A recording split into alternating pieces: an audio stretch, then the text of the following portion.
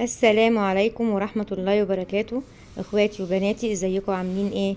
يا رب تكونوا بخير وفي احسن حال. معاكم ام سناء من قناة بيتك اجمل. والنهاردة بقى يا بنات هنعمل مع بعض القلقاس بالسلق، مش بالطماطم عشان في ناس كتير بتعمله بالطماطم زي بطاطس المكعبات كده. لا، النهاردة بقى هعمله لكم بطريقة حلوة جدا، طريقة مميزة. هنعمله بالسلق ونعمله باللحمة. فنبدأ كده، اول حاجة نقول بسم الله. هنعمل مع بعض كده ايه؟ اللحمة الاول نغسلها معايا كده. اللحمه بقى هحطها في طبق. واللحمه يا بنات ما بتاخدش غسيل كتير، يعني زي الفراخ او مثلا زي لحمه الراس. هي بتبقى نظيفه ما فيهاش حاجه، بس انت هتبصي فيها كده عشان ايه؟ لو فيها حاجه مطرح التقطيع يعني على القرمه وكده. شطفه سريعه كده على طول زي ما انت شايفه، طلعي تحطي في مصفى. وبصي بقى الحته دي زي ما بقولك كده فيها فتافيت صغيره من الخشب بتاع القرمه كده اللي بيقطعوا عليها دي.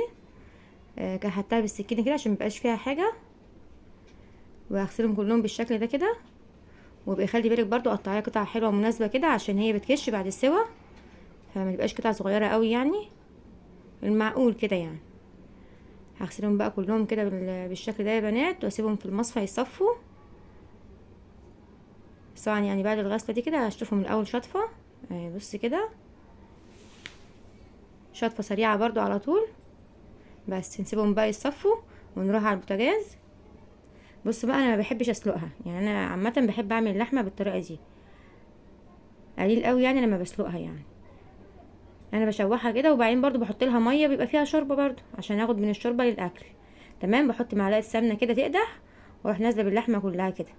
اديها صدمه كده واشوحها تشويحه حلوه كده. هتشوفي معايا، حطيتها كلها كده بالشكل ده.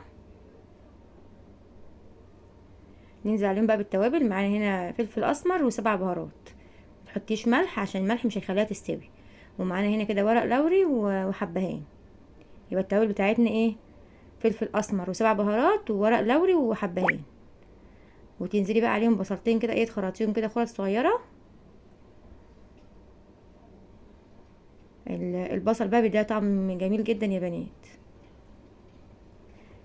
يعني عايزه اقولك بقى التوابل دي مع البصله كده مع التشويحه ريحتها تحفه. يعني كده عملت البصلتين، نقلب بقى فيها كده. بس تبقى النار عاليه يا بنات، ما توطيش النار عشان اللحمه ما تنزلش دم.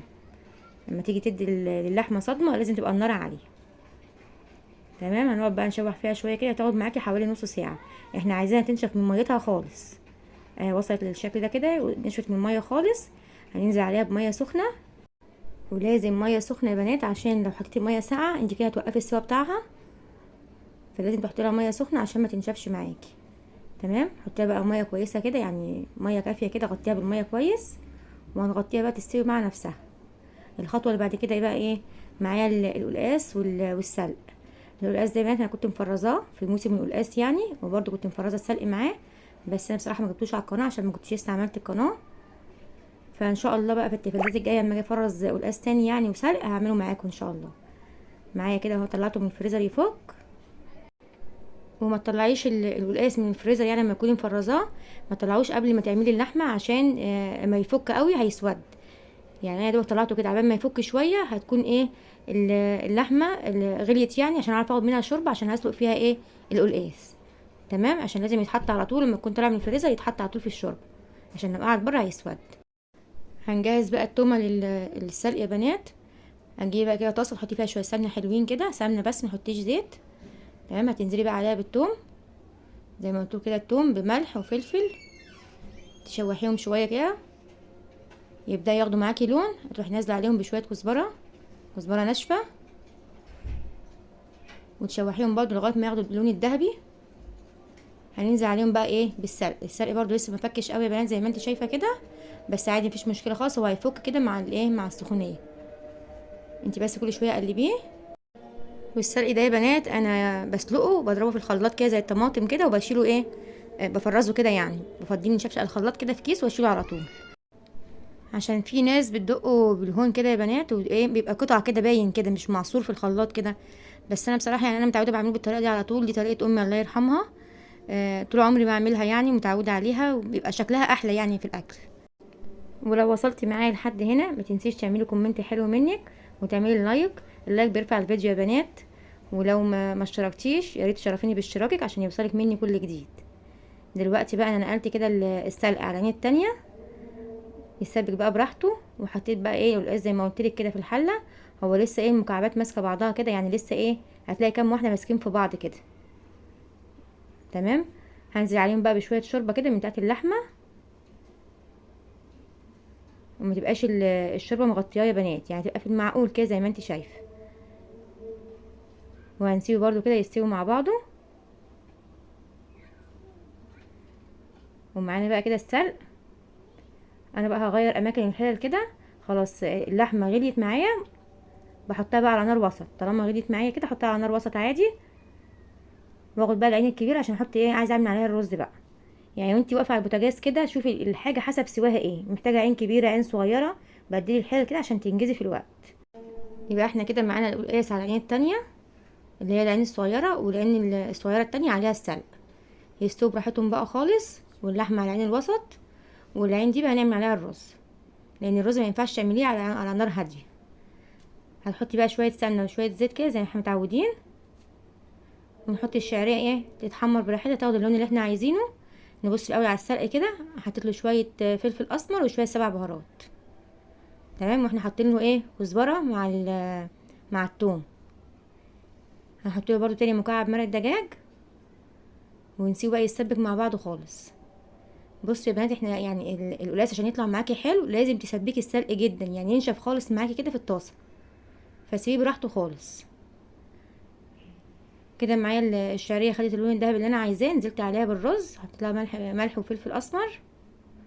وشوحي بقى مع بعضيه كده. كل ما تشوحي الرز بالشعريه كده كل ما يبقى مفلفل معاكي.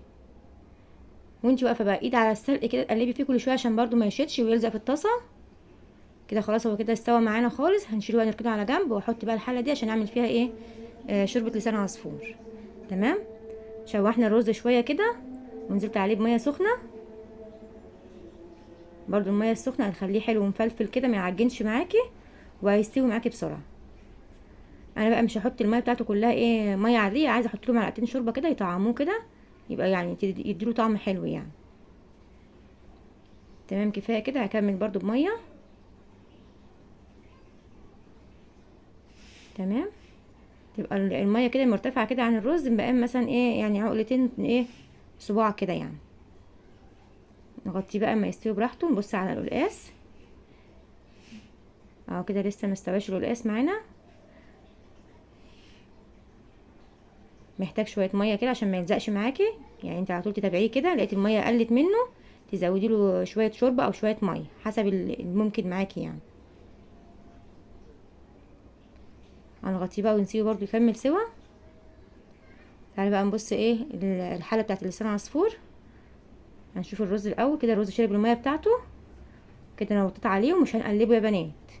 اول ما يشرب الميه نوطي عليه وما نقلبوش. تمام. هنا بقى معانا معلقه السمنه وشويه الزيت كده قدحوا. نزلت بلسان عصفور. هتقليه برضو لما ياخدوا اللون الذهبي، ويكون دهبي غامق يا بنات. لسان عصفور لو فاتح بيعجن معاك كده وتلاقيه عمل نشا كده. نبص بقى على القلقاس، هو كده يعتبر خلاص استوى. بصي كنت عايزه اوريكي كده بس ما جاتش في الكاميرا. تكسري الواحده كده لقيتها اتكسرت معاكي خلاص كده استوى. هننزل بقى عليه بالسلق اللي احنا مسبكينه. هو اتسبك خالص اهو. هحط معلقه شوربه كده بس في الطاسه عشان انزل كل اللي في الطاسه كده يبقى ليه طعم حلو كده اهو زي ما انت شايفه كده. تمام. نغطي اللحمه بقى عشان تاخد سواها، ونقلب السلق. خلاص هو 3 دقايق يعني 5 دقايق بالكتير قوي هندفع عليه يشرب بس من السلق كده ويبقى مظبوط. لسه لسان عصفور ما اتحمرش. انا عندي الحاجه بتغيب في شويه يعني شويه في التحمير كده عشان ايه البوتاجاز في وش البلكونه بتاعه المطبخ، فالهواء بيبقى ايه بيبقى يطير النار يعني ما بيخليش السوا بتاع الحاجه ايه سريع. وطبعا لو قفلت البلكونه مفيش منفذ تاني في المطبخ الا البلكونه، فمش هينفع طبعا في الجو ده وفي الحر ده. كده بقى الرز بعد ما شرب الميه كده ووطينا عليه من غير ما نقلبه 5 دقايق بالظبط ونقلبه. هو كده قرب يستوي معانا، وكده القلقاس خلاص استوى يا بنات. كده طفيت على القلقاس خلاص. نقلب بقى كده في لسان عصفور لقيت اللحمه لسه ما استوتش وهتغيب في السوا شويه، رحت حاطه لها ايه شويه سكر. يعني لما تكون اللحمه معاكي بتغيب في السوا كده ومش عايزه تستوي، حطي لها ايه يعني نص معلقه سكر من بتاعه الشاي، هتخلي السوا معاكي على طول. كده الرز استوى خلاص اهو يا بنات. شلته خالص وزودت هنا اللحمه عشان الشوربه بتاعتها قلت، زودتها ميه سخنه. هنقل بقى ايه اللسان عصفور، احط له الاول الشوربه بتاعته. خلاص وصل اللون الذهبي اللي انا عايزاه. نحط له بقى الشوربه بتاعته كويس وازود له شويه ميه.